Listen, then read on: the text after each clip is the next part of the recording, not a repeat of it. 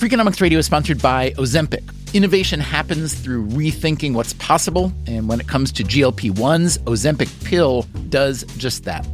Learn more about Ozempic semaglutide tablets, 4 and 9 milligrams, by calling 1-833-OZEMPIC or visit Ozempic.com to view the medication guide and ask your doctor what's possible with FDA-approved Ozempic pill.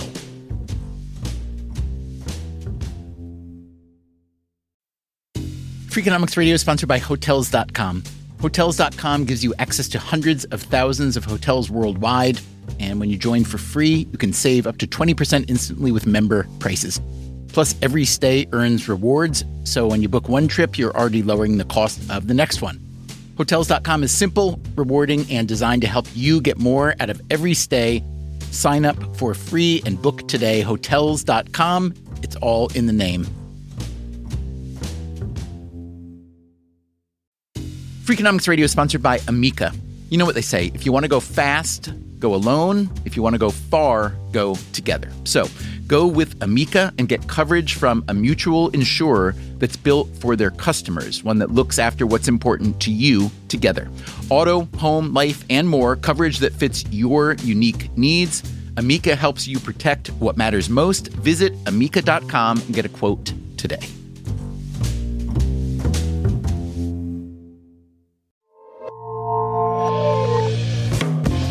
We knew we had to retool. Our future was in jeopardy. There were 15 or 20,000 people who were very upset. Maybe it was the water. Jack, we've got $400 million missing. We've never had a company go bankrupt. From day one, you are the CEO.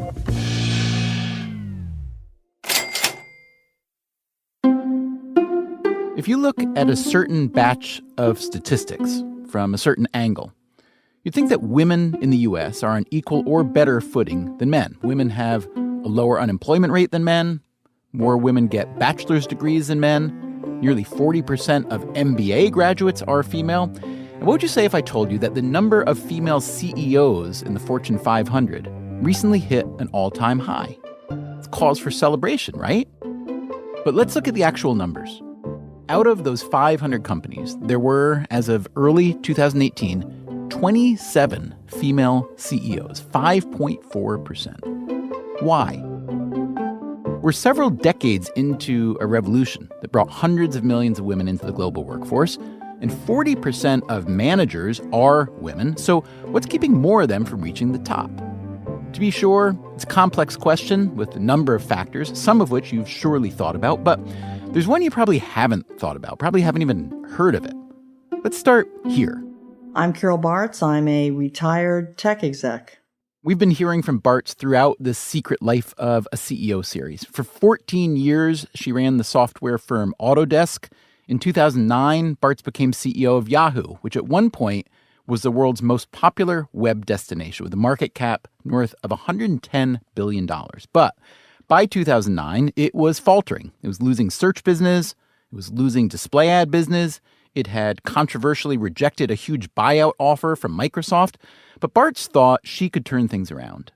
The company was just beaten to the ground, and I really felt that I could help with that and give us some airtime to get back together.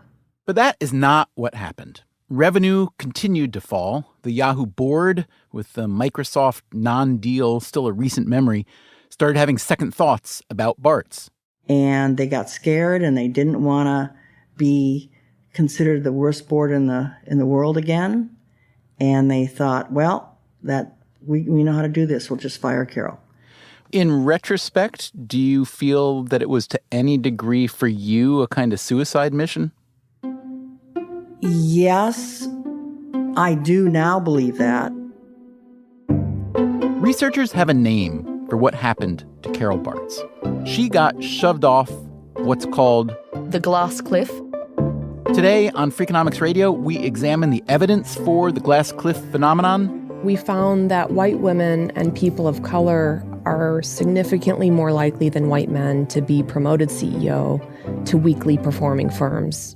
We look at the ramifications. More than a third of women CEOs have been targeted by shareholder activists, and that's not true of men. Well, it's pretty depressing. And we look at possible solutions. It has to be a societal shift in perceptions of what's acceptable. Oh, gee, what a concept.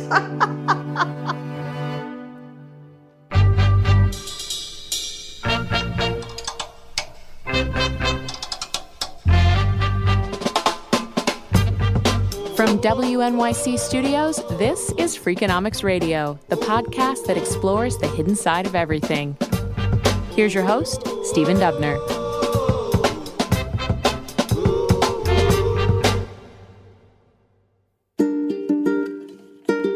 In our previous episode, we heard the story of how Ellen Pao became interim CEO of Reddit and then, 8 months later, was fired.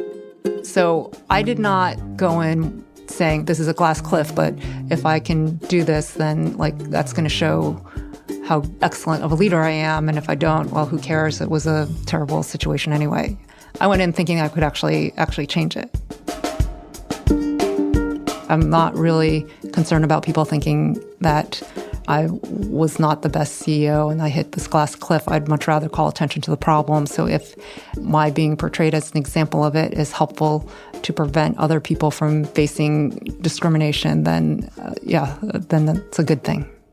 Pao was ambivalent about labeling her situation at Reddit a glass cliff, but when I'd asked her about it, she knew exactly what I meant. The research behind the glass cliff effect began in the UK in the early 2000s. I got involved in looking at women in leadership as I finished my PhD. Michelle Ryan is a professor of social and organizational psychology at the University of Exeter. And we started being very interested in women's underrepresentation in leadership positions. Ryan and her colleague Alex Haslam had been struck by something they read, something quite provocative. In November 2003, The Times in London printed an article that was looking at how women were performing in the top companies on the London Stock Exchange. And what they were saying is that companies that had more women on their boards of directors tended to be worse in terms of their average annual share price compared to those companies that had less or indeed no women. And their conclusion was that women were kind of wreaking havoc on company performance. The article didn't sit right with Ryan. Just having women on the board of directors hurt a company's performance? When she looked into the data that the Times was citing, she found serious problems with their methodology.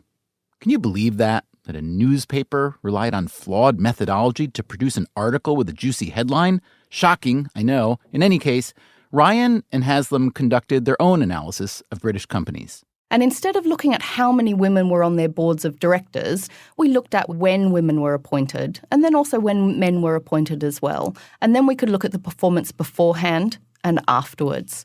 So if the Times article was correct... If the Times article was correct, we should see that after women were appointed to these boards of directors, share price should go down. But actually, what we found was the opposite. What we found was when companies had been doing poorly, when their share price had been declining, they then appointed women to their boards of directors. So what we found was a really different causal problem. So rather than women wreaking havoc on company performance, what we found was when companies were doing badly, they were much more likely to appoint women. It was a very different narrative from the one that the Times was putting forward, but it also opened up more questions than it actually solved. Ryan and Haslam called this new narrative the glass cliff. The idea of the glass ceiling is that women can't get beyond a certain point within the leadership hierarchy. They come against a sort of invisible and very subtle barrier that prevents their rise. The glass ceiling idea was popularized in the 1980s. So the metaphor of the glass cliff really is to evoke this idea of women being very high up. So they're very senior, boards of FTSE 100 companies, boards of Fortune 500 companies, senior leadership roles in Parliament, for example. But their positions are precarious because they're happening in difficult times. So the idea is to evoke this idea of women kind of teetering on the edge and that their fall or their failure might be imminent. Ryan's analysis suggested that women were being set up to fail, whether intentionally or not. Such a failure would reflect poorly not only on the woman in question, but quite possibly on female candidates to follow. Ryan's research did have its limitations. It covered only British companies and only board members, not CEOs. Also, it measured companies' stock prices rather than their actual performance. Still, the paper got a lot of attention in social psychology circles, and it inspired some American researchers to pick up the glass cliff thread. Well, it was a novel theory. That is the Utah State University sociologist Christy Glass. Seriously, Christy Glass. So I heard about the glass cliff after I had been with my colleague Allison Cook analyzing how large investors react to the appointment of women CEOs. I hadn't seen really good empirical tests of it yet, but you know, the notion that women may be set up to fail was at least provocative enough that I wanted to pursue it and test it empirically. Glass and Cook assembled a database of all the CEO transitions in the Fortune 500, male and female, over a 15-year period. Then they looked at the financial health of those firms, not just their stock price. This is separate from investors making assumptions about where the firm is at in terms of its valuation. These are actual measurable returns to the firm. For instance, when a firm went looking for a new CEO, what was their return on assets and return on equity looking like? Did Glass and Cook find, as Ryan and Haslam had found, that women are more likely to get the top job when a firm is in trouble? They sure did. We found that white women and people of color are significantly more likely than white men to be promoted CEO to weakly performing firms. Weakly performing firms, which, if the female CEO didn't turn them around, often replaced her with a man. We term this the savior effect. In other words, the firm experimented with this kind of non-traditional leader, perhaps trying to signal it was headed in a bold new direction, that it was aggressively going to address performance declines. And if that doesn't happen, these leaders tend to be blamed and replaced, like back to normal, bringing in the kind of white male typical leader to then navigate the firm out of crisis. Other researchers began looking for evidence of the glass cliff beyond the corporate world. They found it in education, where women were more likely to have leadership positions in failing school districts. They found it in political elections, where women are more likely to run in unwinnable contests, and in political leadership, where women are more often elevated during periods of political instability. So there's plenty of evidence for the glass cliff phenomenon. Back in the UK, Michelle Ryan wanted to know why it happened. Was it necessarily driven by discrimination or some other nefarious instinct? Ryan set up some lab experiments to explore. So what we did is we described a number of scenarios where we gave details about a leadership position that needed to be filled, and then a number of candidates who could fill that position. So we have all sorts of different scenarios. So it might be a financial one, but we've also looked at which lawyer do you choose when a case is risky and highly criticised. We ask the average voter on the street who they'd want to run in an unwinnable by-election. And then we ask teenagers to say, who would you like to represent you on the board of a music festival when the festival's doing badly? Some of the experiments used a clever trick. We had two incredibly well-qualified candidates for the job, one man and one woman. We gave their CVs and descriptions of their experience. We gave photos of them, and we very carefully made sure that they were absolutely equally qualified for the job. And in fact, what we had was we had two CVs, and we just switched their names on them, really, for every second participant in the study. And then we said, okay, who do you want? In a scenario where everything is doing well, who do you want, the man or the woman? And in a scenario where things were going badly, who do you want? And what'd they find? What we found was when everything is going well, so when share price was going up or when everything is hunky-dory, we found they were almost 50-50 likely to choose the man or the woman. But when things were going badly, when there was crisis on the horizon, where there'd been criticism and where there was risk involved in the leadership position, they almost exclusively chose her. So we can conclude from that there's some sort of preference for women when all is going badly. But Ryan does not interpret this preference as a willful sabotage of the female candidates. We've done some follow-up studies to really find out what it is about women, or what assumptions are people making about women that make them particularly good in times of crisis. And what we found is that there's some evidence that there are stereotypes, gendered stereotypes about men and women that suggests that women might be better leaders in times of crisis. So if we ask people, what are the sorts of traits and abilities that you want from a leader when things are going badly, the sorts of traits that they come up with are stereotypically feminine traits. So we want someone that's good with people, we want someone that's warm and who's a good communicator, someone that's tactful and sociable. Now, I'm not saying that all women have those traits or that no men have those traits either, but those are our stereotypically feminine traits. If that's the case, the appointment of a female CEO to a troubled company isn't so much a suicide mission as a rescue mission. If you wanted to get Jungian, you might look at this as one big mother complex. That is, when an institution is in trouble, it cries out for mommy to make it all better. But when things are going along okay, dad'll do. So when everything is going well, we find that stereotypically masculine traits are more likely to be seen as desirable. So if share price is up or steady, then we're more likely to want leaders who are ambitious and forceful and competitive. So again, these are our stereotypically masculine traits. So this is a finding that's been in the literature since the 1970s, and that's called the Think Manager, Think Male Association. So when everything is going well, we have Think Manager, Think Male. When things are going badly, we have Think Crisis, Think Female. That's one theory for why women are often appointed to troubled companies. Here's another theory. A typical male CEO candidate can afford to pass up an opportunity at a troubled company, knowing there's likely to be another opportunity soon, which leaves more openings at troubled companies for women. In a case like that, a female CEO is already at a disadvantage to her male counterparts since the company's in rough shape to start. But then something else can happen, something that could push a female CEO a bit closer to the edge of the glass cliff. As discovered by our next guest. I'm Christy Shropshire.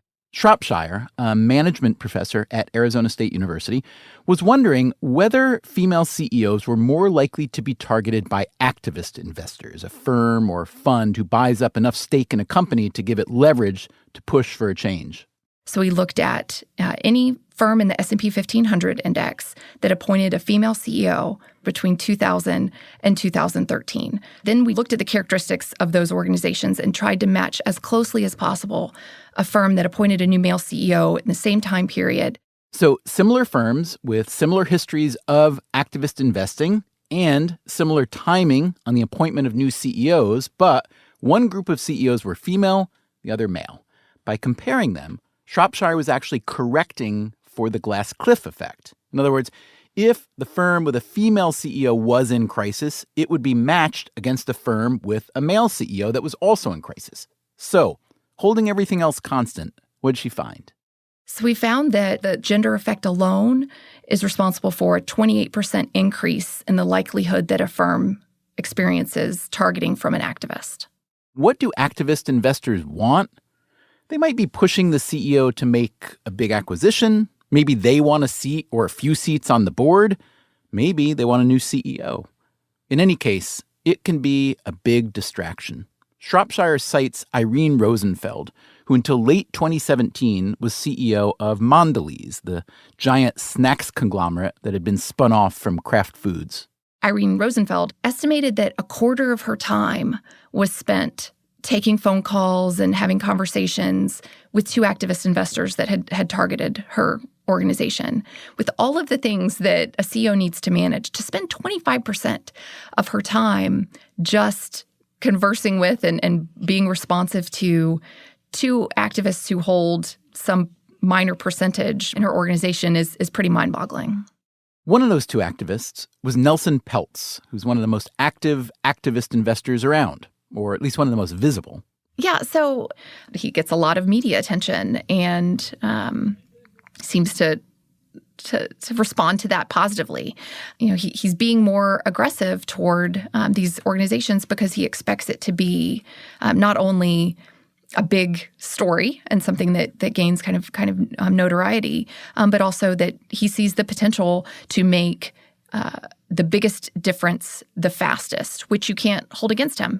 But when you look at the record of targeting behavior, there is a disproportionate number of female CEOs that are targeted and very publicly. Like in the Irene Rosenfeld example, he's spending a lot of time on the phone with her and expecting to be able to gain access to her whenever he would like, get time in her office. But it's also this pattern of going after female-led firms with very broad demands and pretty significant demands. More than a third of women CEOs have been targeted by shareholder activists, and that's not true of men. That's Jeff Sonnenfeld of the Yale School of Management. He's a veteran CEO tracker. That somehow, consciously or unconsciously, even when you finally get the job, you're seen somehow as more vulnerable, easier prey for short-term activists to come after you. Sonnenfeld brings up Ellen Kullman, former CEO of DuPont. Nobody has had better performance than Ellen Kullman did for the 6 years that she ran DuPont, with 260% total shareholder return. And then basically one bad quarter, the whole board collapses like lawn furniture on her to Nelson Peltz. And the shareholders are worse off, by the way, in the aftermath.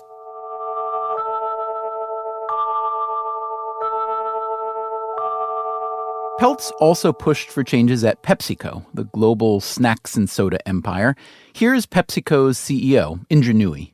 So when Nelson Peltz came in, believe me, when he presented his white paper to us, we studied every chart, every idea, and had multiple conversations with him because at the end of the day, we viewed him as a free consulting. Painful, but free consulting. What was his best idea? The way he thought about costs, I wouldn't call it his best idea, but, he came in with a bunch of benchmarks from the outside. So there were a lot of little operational things that Nelson opened our eyes to. Peltz wanted PepsiCo to turn itself into an even bigger snacks juggernaut by buying Mondelez. And he wanted PepsiCo to spin off its beverage business. Here's what Nooyi said at the time. To be honest, we don't need activists to tell us what to do. Other big investors thought PepsiCo was diluting its market power by focusing too much on nutritional snacks. In other words, we're making a lot of money selling junk food, so why do we want to stop selling so much junk food? But Nooyi argued that this was ill-advised, short-term thinking. She stood up to the activists, including Peltz. He ultimately exited his position. Perhaps not coincidentally, Nooyi is still thriving as the CEO of PepsiCo. Peltz himself has claimed to be, quote, gender blind, but his actions toward Nooyi at PepsiCo, Kullman at DuPont, and Rosenfeld at Mondelez did lead Fortune magazine to publish a piece headlined, Corporate Raider Nelson Peltz Simply Can't Resist Women. There's one more phenomenon that seems to work against female CEOs. Media coverage disproportionately punishes the female CEOs. That, again, is management professor Christy Shropshire. So when there is really high levels of CEO-focused media, the firms that have appointed a female CEO see an even greater likelihood of being targeted by activism. It increases 52%. The women that get those jobs are not probably getting them in maybe the best of times. Very often, they might be getting them in the worst of times.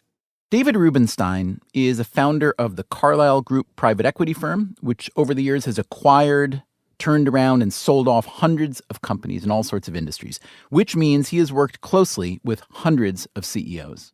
There are some women CEOs who've done spectacular jobs in the organizations that they have run. So Phoebe Novakovic, for example, has done a terrific job at General Dynamics. Marilyn Houston has done a spectacular job at Lockheed. I think Meg Whitman's done a very good job at Hewlett-Packard. And, of course, Indra Nooyi, I think she's done a spectacular job. And what about female CEOs who don't do a good job? Rubenstein has seen in practice what Shropshire found in the data. Women, when they don't do a good job, probably get more attention than when men don't do a good job. And there are many men who don't do wonderful jobs. Indra Nooyi of PepsiCo says that female CEOs draw more attention generally, or at least different attention. When you become a CEO and you're a woman, you are looked at differently. Whatever you say, people say things like, well, a guy CEO wouldn't have said that. You are held to a different standard. There's no question about it. We featured a long interview with Nui in an earlier episode in this CEO series. We asked her about PepsiCo research showing that men and women eat chips differently. Especially as you watch a lot of the young guys eat the chips. They love their Doritos and they lick their fingers with great glee. And when they reach the bottom of the bag, they pour the little broken pieces into their mouth because they don't want to lose that taste of the flavor and the broken chips in the bottom. Women, I think, would love to do the same, but they don't. They don't like to crunch too loudly in public.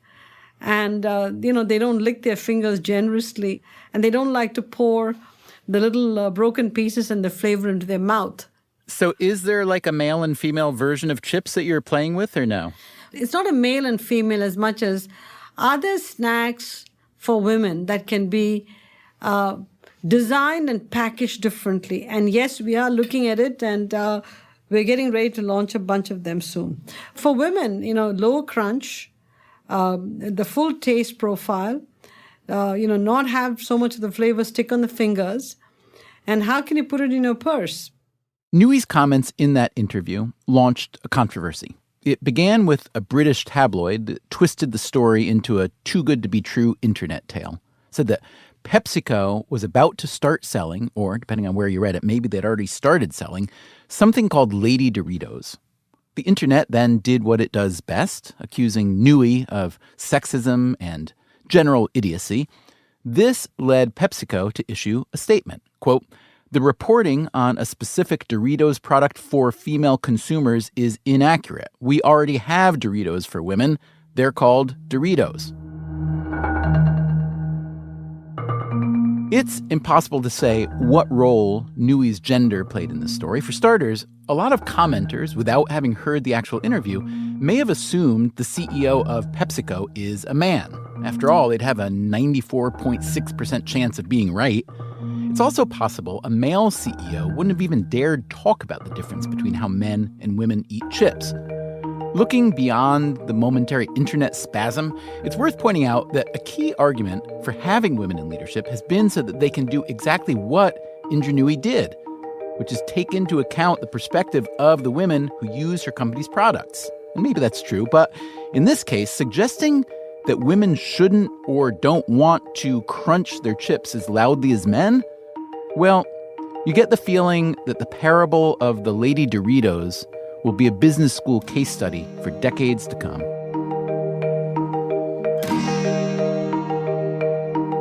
There's one more obvious question to ask about female CEOs. How do they do versus males? The evidence on this question isn't yet what you'd call definitive, but most of it seems to suggest that female CEOs do as well, if not better, than male CEOs. A 2016 study from the Peterson Institute for International Economics looked at more than 20,000 international firms and found essentially no difference in male and female CEO performance, but they did find that firms with more women among top leadership, including the boards and other C-level positions, were more profitable. So coming up on Freakonomics Radio, how do the glass cliff and the glass ceiling affect the economy overall? Gender diversity is incredibly important from the productivity standpoint of view. We'll also hear what exactly happened to Carol Bartz at Yahoo. So which bad YouTube video me did you watch? And if you are enjoying the Secret Life of a CEO series, or even if you're hating it, let us know. We love feedback. We're on Twitter and Facebook. Our email is radio@freakonomics.com. You can also comment on the episodes at freakonomics.com, or you can also sign up for our free email newsletter. We will be right back.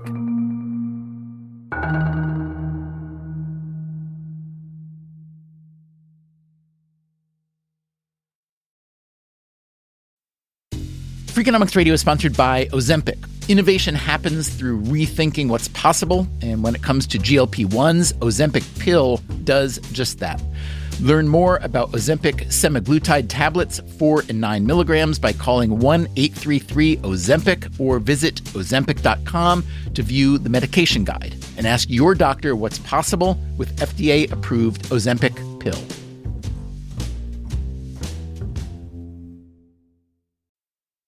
Freakonomics Radio is sponsored by Southern New Hampshire University. The best investments are the ones you make in yourself, and no one knows that better than Southern New Hampshire University. With more than 200 online degree programs, no set class times, and low online tuition, Southern New Hampshire University is built to fit your life today and set you up for success tomorrow. Education is an investment. Why not make it a smart one? Apply for free at snhu.edu/Freakonomics. Freakonomics Radio is sponsored by TalkAboutPD.com. Let's talk about Peyronie's disease, or PD. It's not widely talked about, and some men may feel reluctant to bring it up, but it's more common than you would think. PD can happen when scar tissue builds up under the skin of the penis, causing a curve with a bump during an erection that for some men may lead to pain during intimacy and impact mental health. A trusted urology specialist can help diagnose PD and walk you through your options, including non-surgical treatment. Visit talkaboutpd.com.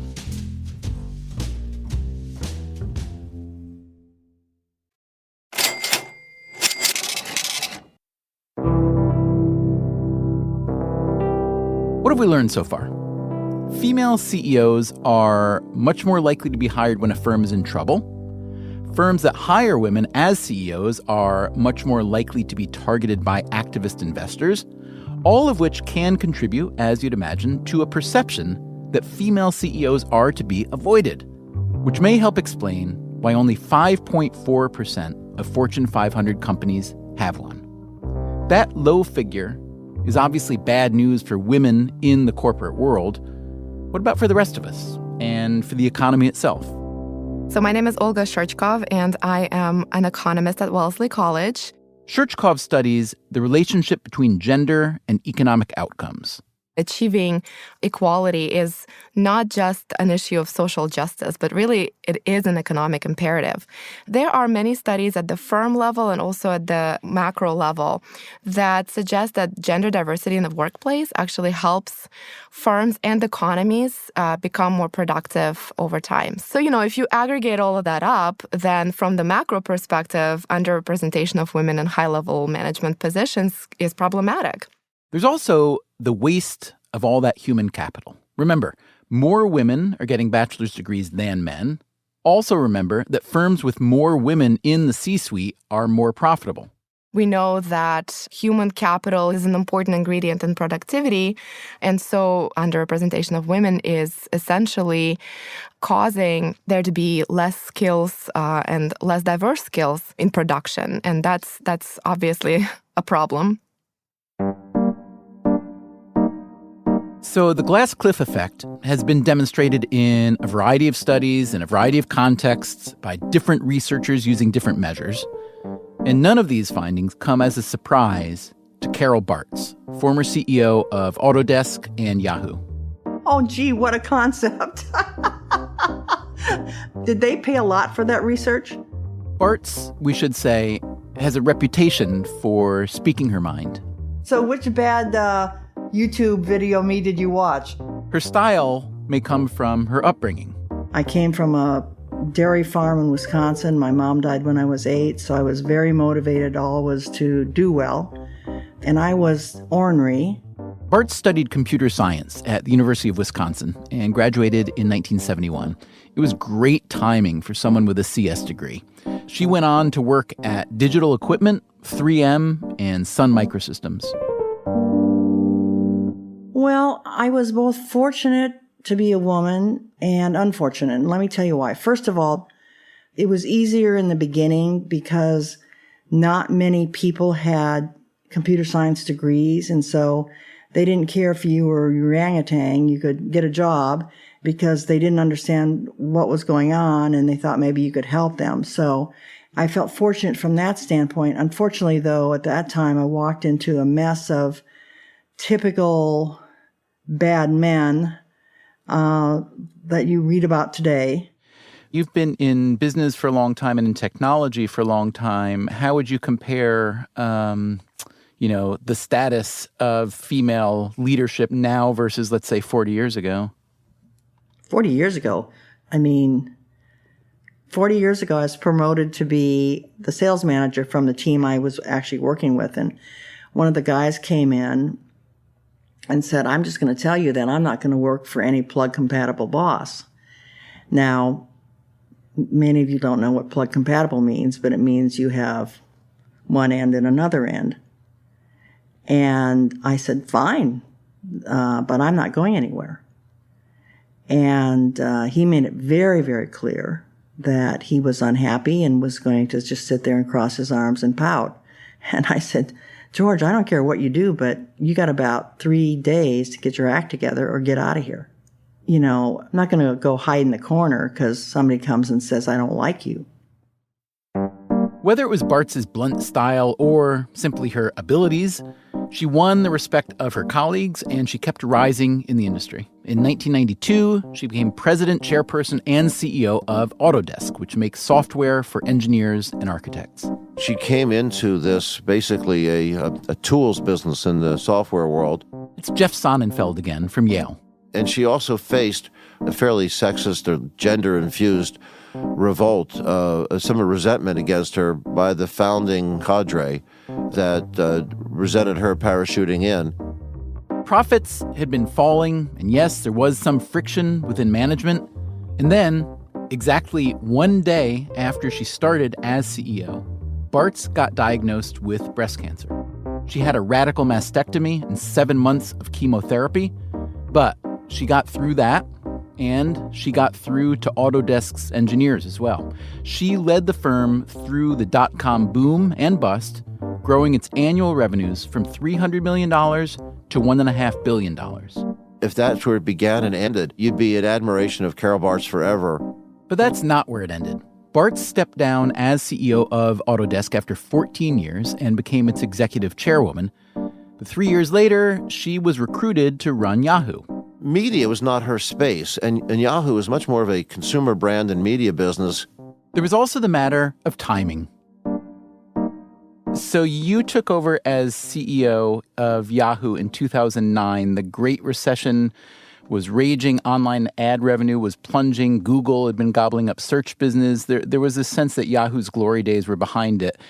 Also, you were replacing Jerry Yang as CEO, one of the founders of the company. How did you weigh the pros and cons of taking over Yahoo? Well, let's kind of take them in order.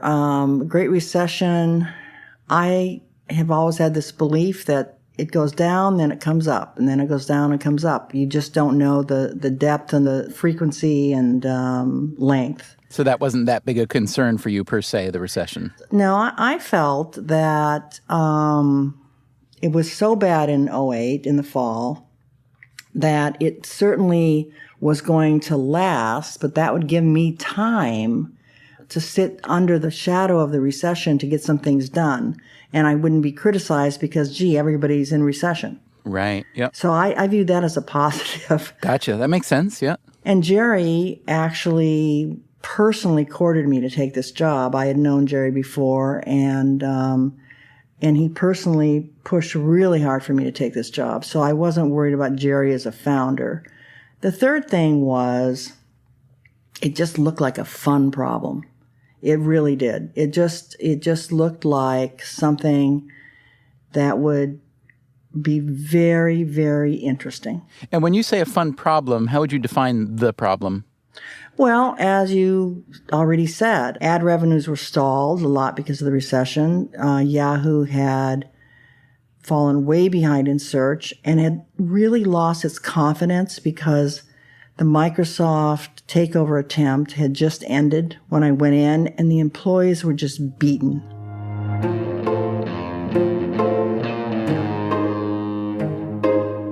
Bartz started catching criticism from the outside after her very first conference call with analysts. I mean, one of the things that I did, which, later, of course, I can get criticized for anything, but I just tried to stand up for the people because they were so beaten down from this botched Microsoft deal that all the analysts wanted to ask me about is why we didn't do Microsoft. I wasn't even there. And would you have done Microsoft? And I said, let's get back to what we're doing now, not what happened last year. And give the Yahoo people some chance to breathe. Her actual words were, let's give this company some friggin' breathing room. In the business press, she was called combative and sharp. And I really went after him. And of course, that started our long love affair. Right. Now, if you'd gone after them, if your very same words and the very same tone happened to have been attached to a male human, right? How do you think that your position of trying to buy that breathing space would have been received by the analysts? Oh, I think it would have been received great. And I'm positive. Mm-hmm. I'm not hiding behind any, oh, poor Carol. I'm just saying they just don't like it.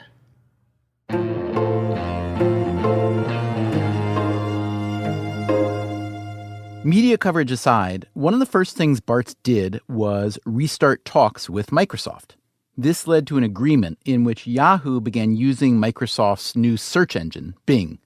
While Bing did not officially stand for "but it's not Google," that was a perception, so this was a big boost to Microsoft. In return, Yahoo got favorable commissions on search ads that ran alongside Bing results. Yahoo investors disliked this new deal right out of the gate. They'd been hoping for a cash windfall, but Microsoft did not pay Yahoo a lump sum. Yahoo also lost out on all that user data tied to search, and as we now know, aggregating user data is really where the industry was headed. Yahoo's profits did rise, but mostly because of all the layoffs Bartz was making, revenues were falling. Yahoo just couldn't sell enough ads, and there was another problem. What I didn't understand correctly was the influence of Alibaba. Alibaba, if you didn't know, is a massive Chinese e-commerce company. Yahoo, thanks to some fortuitous early investments, owned a big chunk of Alibaba, more than 40%. As Alibaba grew, Yahoo's stake in it accounted for a large share of Yahoo's market value. Bartz, 2 years into the job, got into a huge fight with Jack Ma, the CEO of Alibaba. She argued that he had diminished Yahoo's investment stake by improperly transferring some assets out of Alibaba. Alibaba was just such a big presence hitting us constantly. And that part I totally missed. Do you feel that there were signs that you should have anticipated or could have, or did it really kind of accelerate without proper warning? Well, the only way that could have been solved is Alibaba wanted us to sell the shares back to them for like less than $10 a share.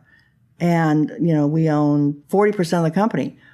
And, I should have been fired if I'd have done that. Right. And I fought so hard against that and fought directly with the Alibaba management team that they were going to get me one way or the other.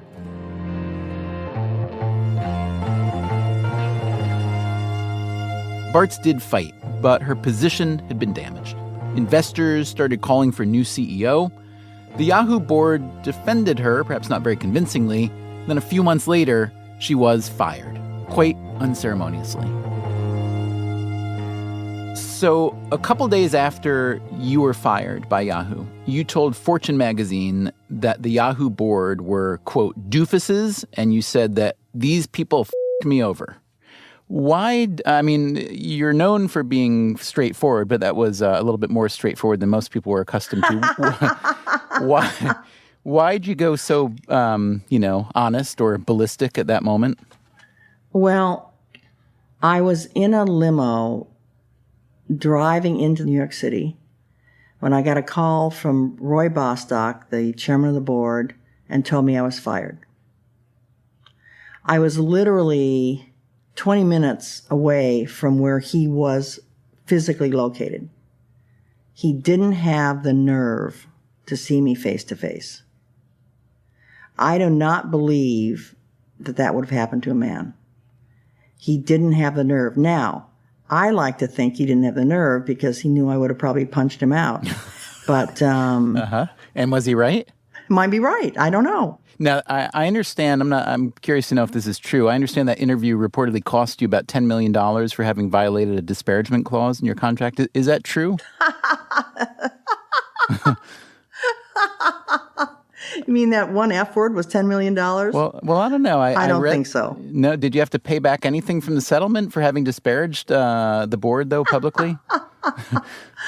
Oh, no, all those little men just ran in the corner. So if you did have to pay, I gather it was worth it. Always worth it. Stand by what your words are. Why should I have sugarcoated that? Say, I have to go spend some time with my family now because, I was working the whole time my daughter was growing up, but now she's out of college, so I really need to spend some time with her.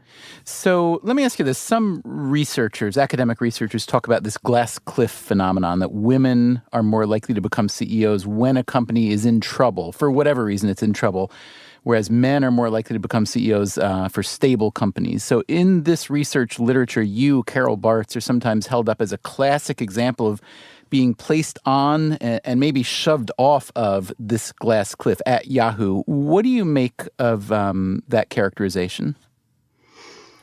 Well, first of all, I would say Autodesk was in trouble when I took it over and I didn't get shoved off any cliff. Quite the contrary, yeah. Yeah, quite the contrary. But listen, it is absolutely true that women have a better chance to get a directorship or a senior position if there's trouble. Mostly because a lot of times men don't want the job. And so they go for the tier 1 men on their list, and they take a look and say, I wouldn't touch that with anything. And then they get to the tier 2 man, and by the time they get to the tier 2 man, some woman has finally popped up in their mind, and she's so happy that she has a chance to have a senior position as a director or a CEO that she takes it. Yeah. That even if the circumstances are prima facie suboptimal, yeah? Yeah, exactly. And I think it's good that she takes it. I have no problem with that. But it's not that all of a sudden the boards wake up and say, there should be a female here. They do that sometimes because it's easier to hide behind, well, of course that failed because it was a female. What could we have been thinking? But it's still a pretty nefarious way of thinking. One theory is that boards will pick female leadership when a company's in trouble in order to signal to investors that, hey, we're really trying something new and different here. Do you think that was part of the equation when Yahoo's board hired you? Well, I'd like to think not, but probably. Yeah. I'd like to think that they hired me because they actually thought I was good. I mean, you're a different case, too, in that your track record running Autodesk was pretty remarkable. But do you think that the board saw you as, wow, she is really the person who can turn this around? Or do you think the board saw you more as some kind of combination of, well, let's take the best we can get considering we're in trouble, or let's signal to the markets that we really know we've got to make a change? Listen, I believe if they had found what they consider the perfect male, they would have taken the perfect male. There's no doubt about that. I don't believe a female is ever hired as a CEO, especially from the outside, for the reasons that she was the absolute number one pick. That's depressing, isn't it? Well, of course it's depressing.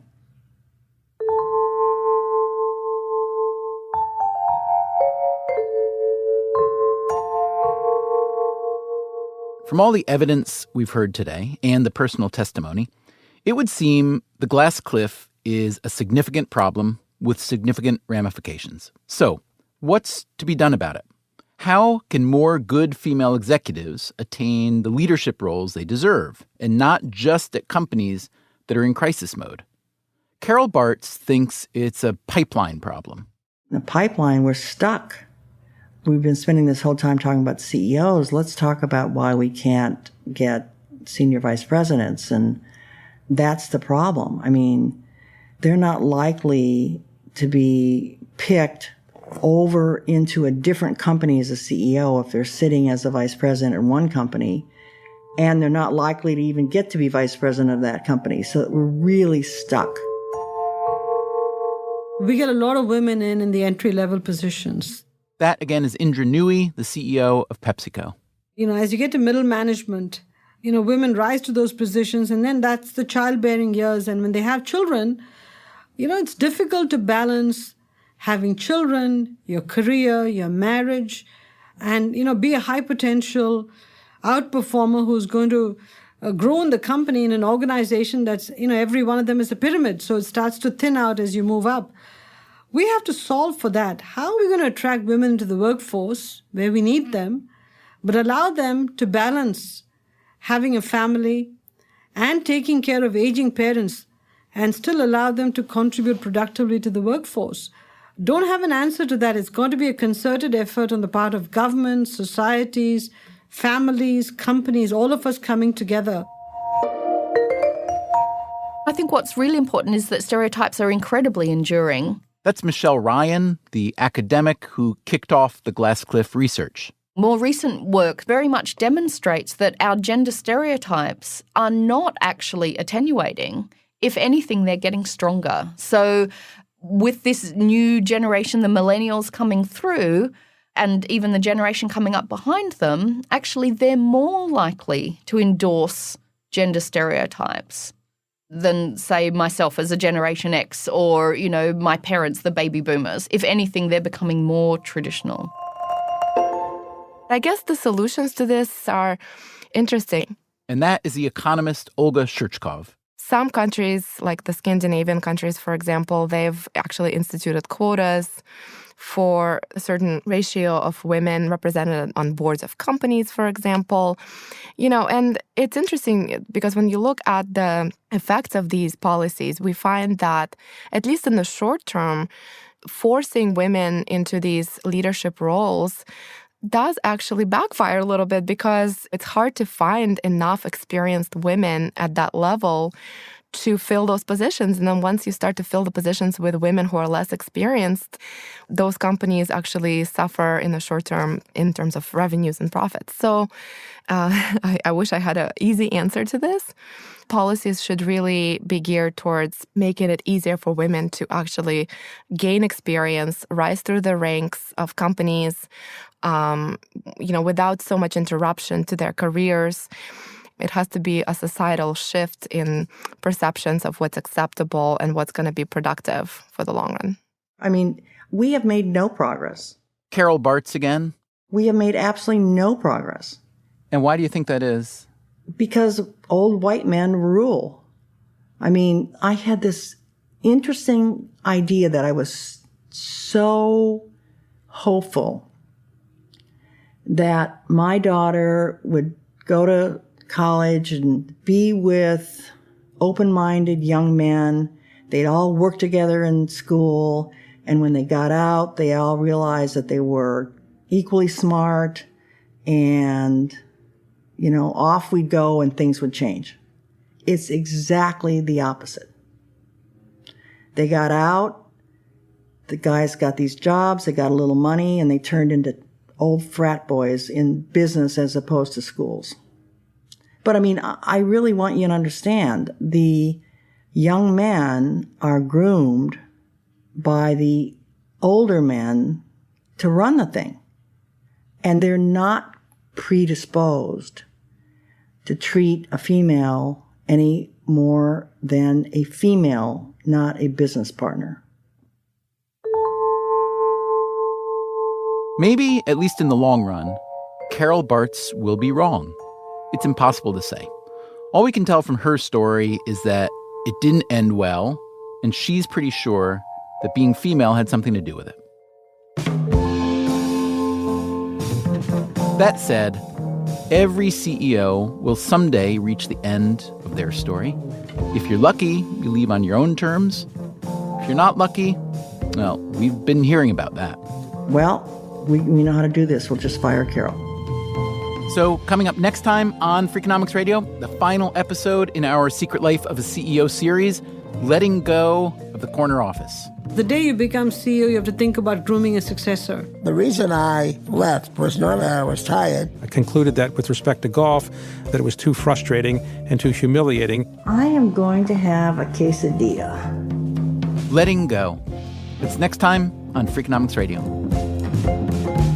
Freakonomics Radio is produced by WNYC Studios and Dubner Productions. This episode was produced by Matt Frasica with help from Max Miller. Our staff also includes Allison Hockenberry, Greg Rozalski, Stephanie Tam, Merritt Jacob, Vera Carruthers, Harry Huggins, and Brian Gutierrez. For this series, the sound design is by David Herman with help from Dan DeZula. And special thanks this week to Utah Public Radio. The music you hear throughout our episodes was composed by Luis Guerra. You can subscribe to Freakonomics Radio on Apple Podcasts or wherever you get your podcasts. You should also check out our archive at Freakonomics.com, where you can stream or download every episode we've ever made. You can also read the transcripts and find links to the underlying research. We can also be found on Twitter and Facebook or via email at radio@Freakonomics.com. Thanks for listening.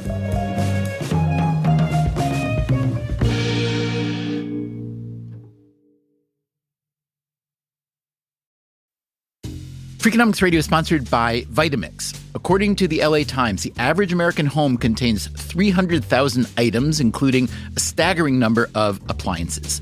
All those gadgets, just clutter. But there's one tool that delivers what a dozen others only promise. From pureeing to chopping, Vitamix blenders bring the power of an entire kitchen to your countertop, offering enduring performance and precision you can count on. In a world full of clutter, do more with less. Visit Vitamix.com and shop now. Hi, I'm Angie Hicks, co-founder of Angie, and one thing I've learned is that you buy a house, but you make it a home. Because with every fix, update, and renovation, it becomes a little more your own. So you need all your jobs done well. For nearly 30 years, Angie has helped millions of homeowners hire skilled pros for the projects that matter. From plumbing to electrical, roof repair to deck upgrades. So leave it to the pros who will get your jobs done well. Angie, the one you trust to find the ones you trust. Find a pro for your project at Angie.com. In the U.S., there's a break-in every 26 seconds. But when intruders step near, Simply Safe Home Security steps up. Stop. This is Simply Safe. Police are on the way. Using AI alerts, U.S.-based live agents help deter break-ins. Simply Safe, no long-term contracts. Save 50% on your new system with professional monitoring at simplysafe.com/SXM or with promo code SXM. Outdoor deterrence requires a Simply Safe Active Guard outdoor protection plan starting at $49.99 a month. Visit simplysafe.com/licenses for alarm license information. Tennessee 2012.